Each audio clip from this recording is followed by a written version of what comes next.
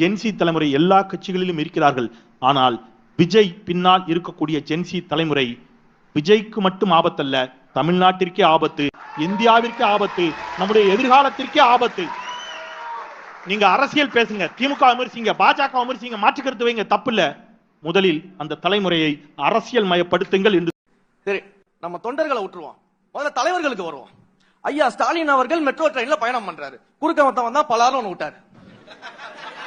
அப்ப அவர் அரசியல் மயப்படலையா? ஒரு தொண்டரை அடிக்கிற அளவுக்கு அவர் அரசியல் மயப்படலையா அப்படிங்கறத எங்க யாராவது பேசுறோமா?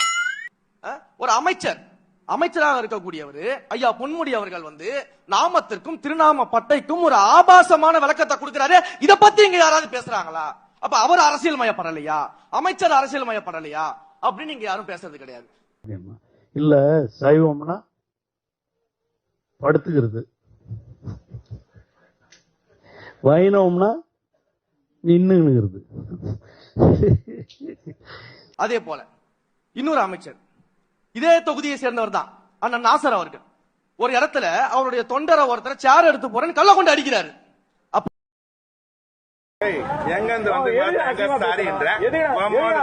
நானே அச்சு போட்டு அப்படிதான் பேசுவேன்.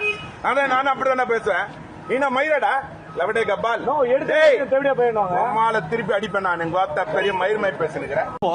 இவர் அரசியல் மயப்படலையா? இதையா நம்ம யாரும் கேள்வி கேட்க மாட்டோம். அப்போ தொண்டர்களை அரசியல் மயப்படுத்துறத பத்தி எல்லாம் பேசுறீங்களே, உங்க கட்சியில தலைவர்களே அப்ப அரசியல் மயப்படல அப்படிங்கறதையா நீங்க யாருமே பேசாம மூடி மறைக்கிறீங்க? ஏன் மூடி மறைக்கிறீங்க? அப்ப அதையும் நீங்க கொண்டு போய் சேர்க்க வேண்டிய கடமை உங்களுக்கு இருக்குதா இல்லையா? அதையும் நீங்க விளக்கமாக சொல்லணுமா இல்லையா?